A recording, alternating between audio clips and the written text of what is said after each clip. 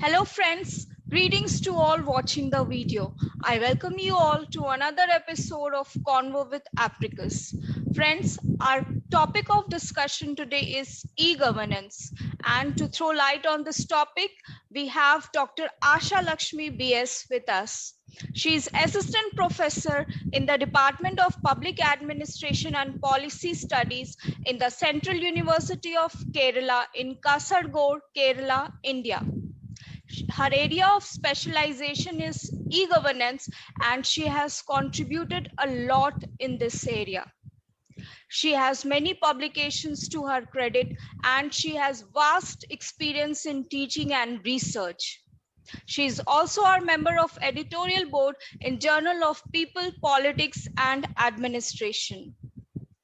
Welcome, ma'am. Welcome to Convo with Apricus. We will start the discussion now. Ma'am, I want to know, and please enlighten the audience regarding what is e-governance and how is it important for development? Yeah, thank you, Reshu, for your nice introduction. First of all, we would like to we have to understand the term e-governance. What is really meant by e-governance? In fact, we are using the term e-governance in the backdrop of the term governance. E-governance is simply the utilization of information and communication technology in order to deliver public services to the people. Many people misunderstand e-governance as merely computerization. It is not like that. Computerization is the first step for e-governance, but mere computerization is not e-governance. Computerization is needed for e-governance. When we are making use of information and communication technology for the betterment of governance, we can say that it is e-governance. Otherwise, we can say that it is the governance process by means of electronic pathway, by making use of electronic measures. That is simply e-governance. Then, in fact, it is needed for development. Why? Because we know that actually bureaucracy has a significant role in the process of development, in the process of socio-economic development. Why? Because they are the implementing, bureaucrats are the implementing agents when we are talking about the term development policies. In earlier period, most of the citizens were frustrated with respect to the absenteeism on part of bureaucracy, then lack of transparency, then corruption and so on. Nowadays, we are making use of the potential of information and communication technology in order to speed up the process of development. In fact, information and communication technology or e-governance is a facilitator when we are talking about its role in connection with development. In other words, we can say that e-governance is also giving opportunities, employment opportunities to people. We can see so many common service centers across India. Those service centers are giving job opportunities to people. And I would like to give one example, especially with respect to Kerala. Here in Kerala, one common service center is there, Akshaya. I think people sometimes might have heard of Akshaya centers. Akshaya Center is Akshaya project is a high-profile project of the government of Kerala. This got launched in the year of 2002. Actually, the main objective behind the launching of Akshaya project was in order to make each person from each of the family in Kerala as illiterate, electronically literate. E-literacy was the primary objective of Akshaya project. But gradually what happened in Kerala, now we can see thousands of Akshaya centers in Kerala, and majority of the staff who are working in Akshaya centers are women. So gradually these Akshaya centers pave the way for women empowerment too, in addition to entrepreneurship development and employment generation. And this is also happening because of e-governance. And in addition to that, we can say that by increasing transparency, by reducing corruption, by making the administration more efficient and effective, e-governance has the potential to make the nation to make the nation more developed, or e-governance is paving the way for much developed status. So that is the role of e-governance when we are talking about its connection with development. In fact, it is facilitating the process of development. Thank you, ma'am. Thank you for explaining in such a lucid manner. Ma'am, uh, what are the different types of interactions and models in e-governance? There are various types of interactions in e-governance. For example, government to citizen interaction, citizen to government interaction. We can call those interactions as G2C and C2G.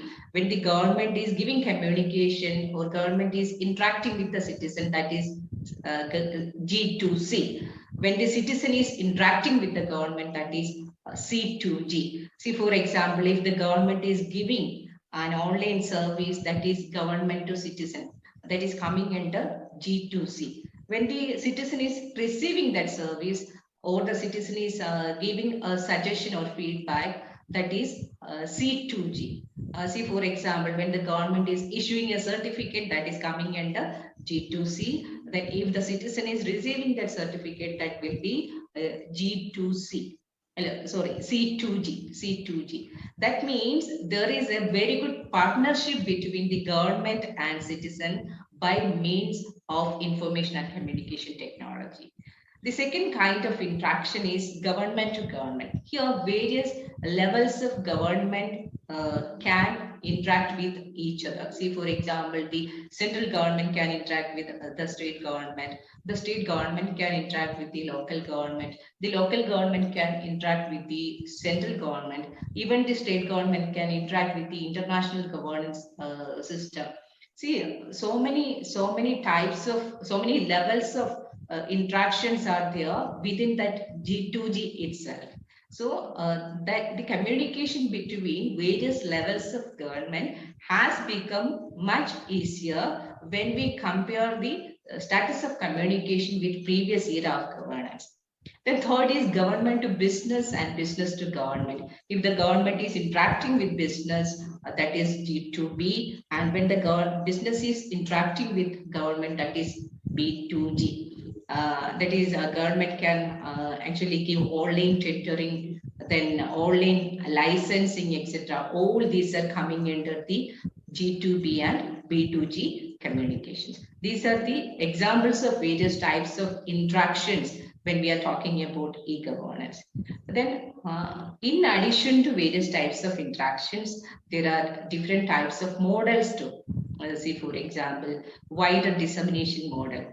Here in this model, we can say that information will be available in a wider public domain because of technology, because of the utilization of information and communication technology. Already information is available, information was available, but because of the use of, because of the scope of information and communication technology, such a kind of information can be disseminated in a wider public domain. See, for example, in earlier period, we had to visit a government office in order to get a kind of document from that office. But in the era of technology, in the era of e-governance, what we can witness nowadays, we don't have to directly visit the government office. Instead, by sitting in our own room, by sitting in our own house, at a click of a button, we can access that information, we can access that document. That is the scope of this particular model, wider dissemination model. Then another model is critical flow model. Here, information of critical value will be getting disseminated. Information of critical value means it can be related to corruption, it can be related to human rights violation and so on. That means a private party or private individual must be having that information. If that individual wants to share that critical information to a targeted domain, he or she can disseminate that information to a targeted domain. In wider dissemination model, information will be passed, information will be disseminated into a wider public domain. Here in critical flow model, what happens? Information of critical value will be disseminated to a target group. The target group mostly comprises of media, judiciary, and so on. Because if that is related to corruption, there must be a target domain. Sometimes they will give that information only to media. Sometimes that person will be giving that information only to judiciary, like that. So there will be a target domain. To that target domain, that person, that individual can give the information by making use of technology. That is critical flow model. Why the name critical flow? Because critical information of critical value will be disseminated. That is why the name critical flow model. Then another kind of model is e-advocacy model or mobilization model. We know the meaning of advocacy, that is advocating for someone or something like that. If that advocacy is done through the measure of through the electronic platform, that is known as e-advocacy or mobilization model. Here what happens, there will be an issue in the real world. I like to say that nowadays in the era of technology, we have two lives. One is the real life and the second is the digital life. So the real world issues can be taken up by the digital world. In the era of technology, through social media, we actually witness the same on daily basis. So we can say that the real world issues can be taken up by the digital world or the cyber world. Cyber world. In the cyber world, there will be several groups, several communities, like that, and those groups and communities are sharing their common interest. Based on their common interest, groups will be there. Based on common theme, groups will be there. We have WhatsApp group, we have Facebook pages, Facebook communities, like that. And every community or every WhatsApp group must be based on some particular theme or particular interest. And those groups and communities can take up issues in the real world. See, for example, if a kind of human right violation is going on in the real world, in order to redress that issue in the real world, WhatsApp groups can be created or Facebook communities can be created, and they can actually mobilize. They can mobilize several groups and they can join together through online measures in order to fight against that kind of issue, in order to find out remedies for that particular issue. So that is electronic advocacy. Advocacy is being done through electronic platform. That is e-advocacy or mobilization model. Then next is comparative analysis model. As the name indicates, we can compare different types of governance. See, different systems of governance can be compared. See, for example, we can compare India's governance with another nation's governance. We can compare Kerala's governance with Tamil Nadu's governance, like that. Then we can compare different models of governance adopted by different government mechanisms. So comparison is possible by means of e-governance, that is indicated by comparative analysis model. So in order to compare, one thing is needed. We should possess some knowledge with respect to governance measures or processes that we want to compare. That is mandatory. That is, we can compare bad governance with good governance, how a system becomes a successful one, how a governance mechanism or governance model becomes a successful one, how a model becomes a failure. Like that, we can compare and we can find out the reasons. And we can even find out some benchmarking too. So all these are possible by means of the potential of information and communication technology, and that is coming into comparative analysis model. And another model is their interactive service model. That is actually in everyday life we can witness, we can see interactive service model. Government service centers are examples for this interactive service model. I have given the example of Akshaya centers. That is also coming into interactive service model. Here, government to citizen to government, at the same time it is happening simultaneously. Government to citizen to government. C to G to C will be there. That is, a citizen will be interacting with the government will be interacting with the citizen. So lots of interactions with respect to service delivery will be happening and under this model, interactive service model. So in everyday life, we are actually taking part in this particular model, interactive service model. So in everyday life, we are also participating in this G2, C2, G2C kind of interaction. That is interactive service model. These are with respect to different types and models of e-governance. Thank you, ma'am. Ma'am, what changes have been brought about by e-governance in India?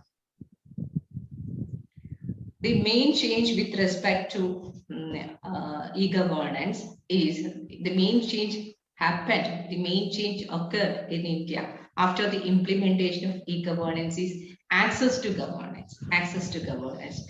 Nowadays, apart from e-governance, we have m-governance, mobile governance. So that is happening nowadays. We can think about the situation 30 years back, we can think about that situation.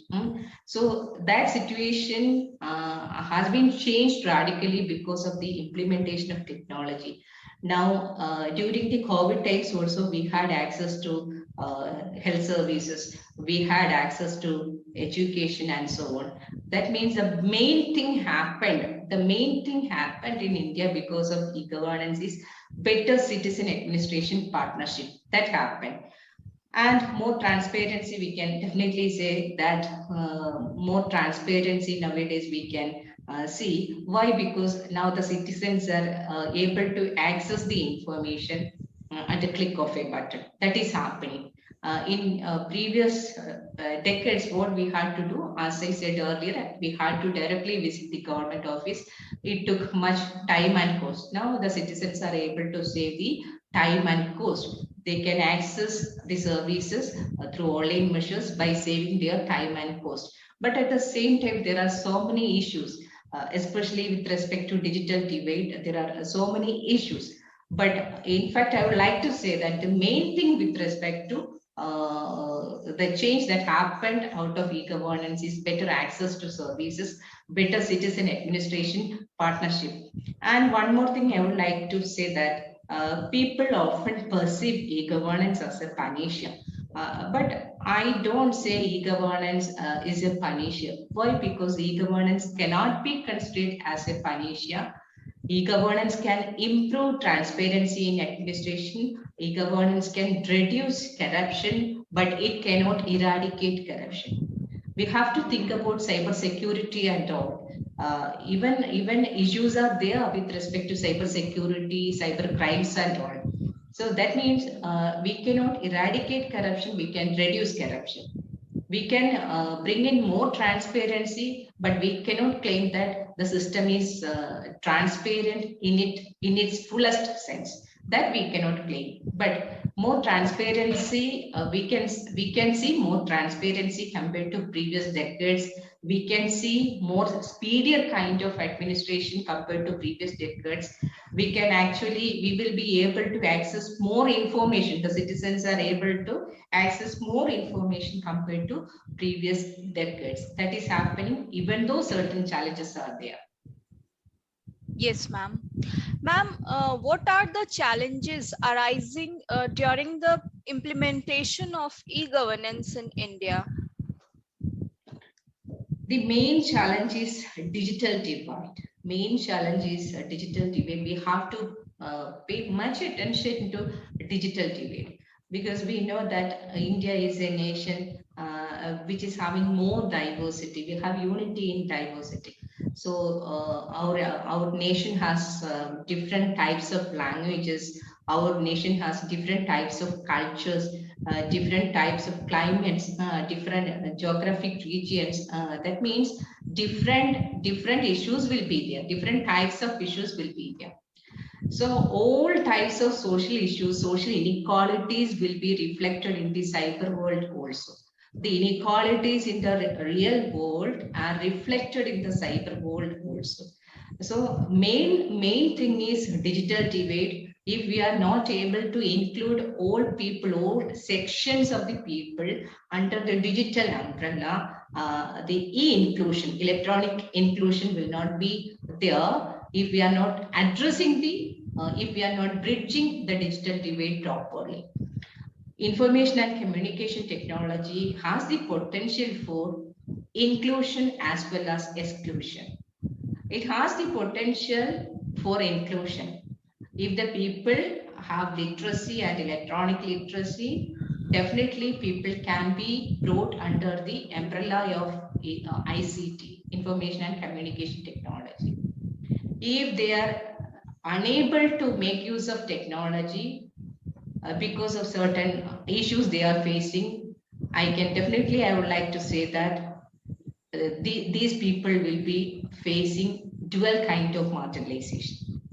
I told you that the social inequalities are reflected in the cyber world too. That is, if the people are illiterate, they won't be able to make use of technology well. Again, they will be getting marginalized. That is why I would like to say that e-governance has at the same time, it has the potential of both exclusion and inclusion. Digital divide is a big issue. Another issue is we need sophisticated technology and infrastructure. See, in India, in every developing society, there will be a huge rural-urban divide. That is also visible in e-governance. In urban areas, they have more sophisticated infrastructure and technology, better power supply and all. Rural areas often lack such kind of infrastructure. So supportive infrastructure must be there. Supportive power supply, everything must be there. Then only we will be able to we will be able to utilize the maximum benefits of information and communication technology. Then we have to think about cyber security issues, cyber security, cyber crimes and all. I told you that now government to citizen interaction has become much more easier and speedier. The government citizen partnership has become strengthened. Everything is there. But at the same time, there are certain intruders who are actually there in between the citizen and government. And this is a big threat. The people don't have at times credibility with respect to the use of information and communication technology. People will become more skeptical with respect to the use of information and communication technology. Such kind of fraudulent activities will be there. So we have to make use of technology carefully. So cyber security, the cyber issues, cyber crimes, those things also we have to address. Much attention must be paid to such avenues of challenges also. Then funding, another major issue. We know that in order to have better infrastructure, we need better funding, better finance, we need better economy, we need better finance, sound finance we need. So in order to purchase the gadgets, in order to purchase computers and all, in order to purchase electronic equipments, we need a huge funding when we are thinking about a macro level implementation that we need. So definitely people are actually critically, sometimes they are critically thinking that is whether we need basic amenities or we need technology. That's the question often raised by some sections of the society. We need both. We need both. Basic amenities of the people must be fulfilled. Then we cannot keep ourselves away from technology, because now technology has become an imperative element for the development process. So we cannot keep ourselves away from the technology. So providing basic amenities to people is the necessity need of the hour. At the same time, we have to think about how we can implement technology in such a society. And for that, we need more and more research. More and more research we need, especially in a society like India. Here we can see a huge digital divide, how we can bridge that digital divide, how we can spend more money with respect to bridging that digital divide. Such things must be carefully examined, and more research is needed in such areas. That is, funding is a big issue. So that is another thing. Then lack of Ma'am, it has been seen that digital divide is one of the major challenges in the successful implementation of e-governance in India. What are the ways we can bridge this gap? Yeah, thank you, Reshu, for such a wonderful question.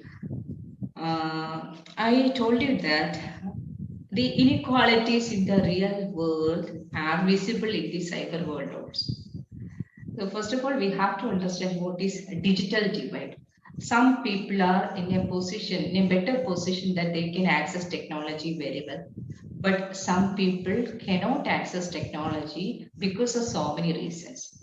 And the divide or gap between these two types of people, these two sections of people, is termed as digital divide. Digital divide has so many reasons. Social factors are there, economic factors are there, even gender is also one of the factors. Geography is another factor. So many things are there. We can say that if a person is illiterate, that person will not be in a position to access technology.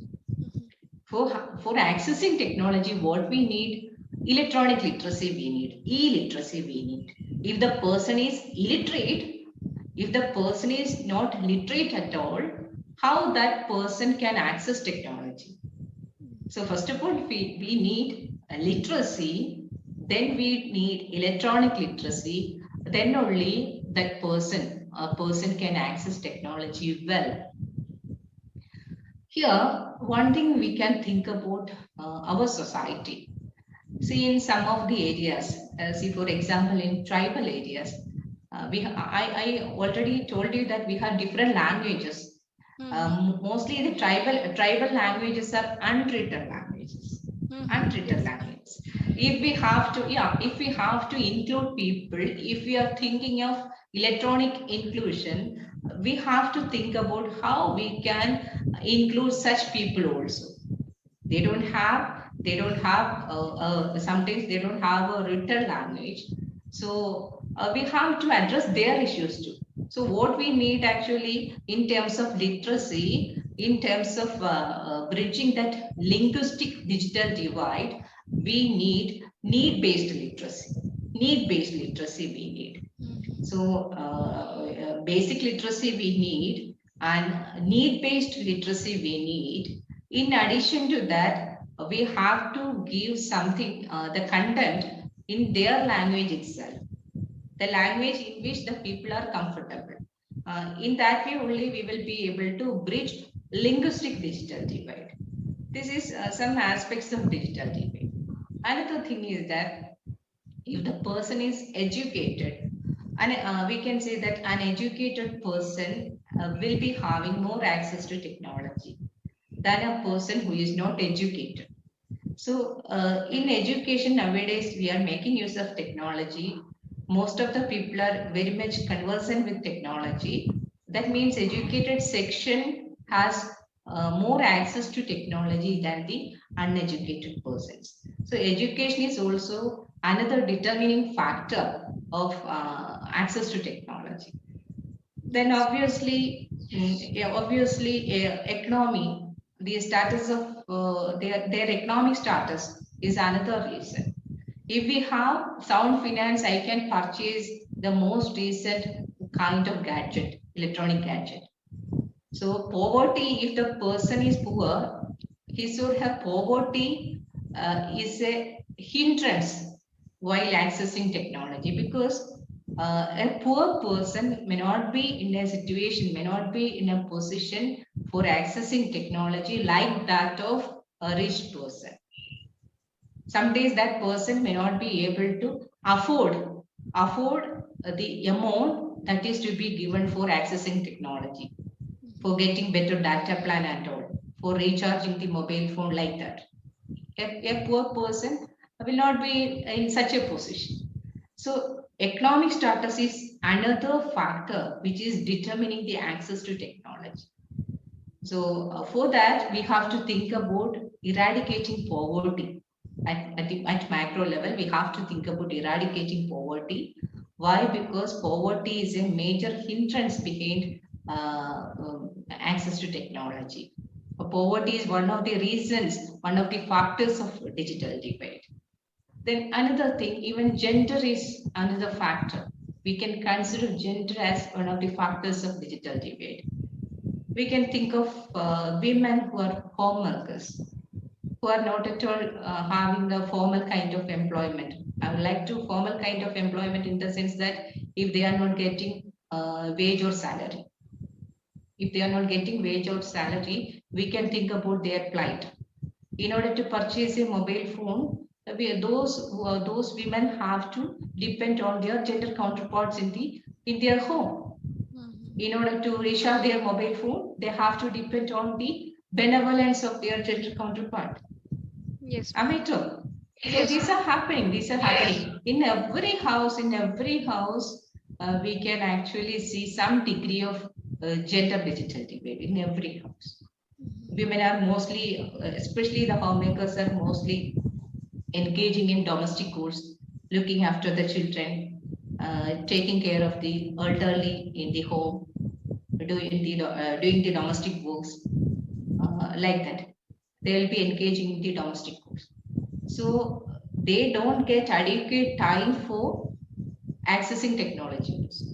They are not getting sufficient time like their gender counterparts. So because of the social roles expected from that particular gender. So that is partly social and partly cultural. The gender issues are partly social and partly cultural. So even in, I would like to say that in every household we can see, to an extent we can see gender digital divide. Yes, ma'am. Then geography is also another factor which is paving the way for digital divide. I already told you that there is a great divide between rural and urban areas. When we are talking about other kinds of divisions in terms of rural areas and urban areas, or the differences with respect to access to services in rural areas and urban areas, we can definitely say that urban people are getting more access to various types of services, various types of institutions, and so on. But the rural people are not getting such a degree of access to services and institutions. So in that sense, we can say that urban people are getting better infrastructure. They have better supportive infrastructure compared to rural people. They have better connectivity compared to rural people. In rural areas, we can observe that connectivity is very much poor connectivity they have. During the pandemic period, we could see the plight of rural children who were struggling to get education. So these are some pertinent issues. See, with respect to tribal areas, issues are more worse because of the geography of that particular area. There will be some dense forest.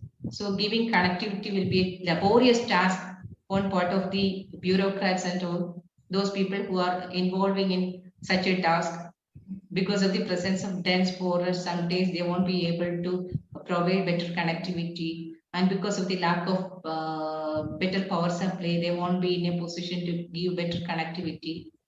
So the rural areas need more power supply. They need more infrastructure. They need better connectivity in order to get better access to services. So in fact, the rural people are in need of e-health, then e-education and all. See, for example, if we are living in an urban area or in a semi-urban area, we will definitely get direct access to a medical practitioner. If we are sick, directly we can approach the medical practitioner, nearby medical practitioner. This is not the case with respect to the tribal people. If they are actually having some ailment, they have to travel a long distance in order to meet a doctor in person, in order to consult a medical practitioner in person. They are actually in need of e-health facilities. E-health facilities. They are actually in need of online consultations because of the geography they are having. But their plight is quite pathetic. They have to travel a long distance in order to meet a physician, in order to meet a medical practitioner, and they are not in a position to access technology. Sometimes connectivity will be poor and they are unable to get online consultation. They are not in a position to get that online consultation. So those people are very much needy people because of the geography. And because of the geography itself, they are getting marginalized. So how we can tackle these kinds of issues? More studies and more research is needed in such areas of digital divide. So geography is also another factor which is paving the way for digital divide. Yes, ma'am. Thank you, ma'am. Thank you so much. You came here, participated in the discussion, and explained this topic in such a lucid manner. Thank you so much, ma'am. Yeah, welcome, Jeshu.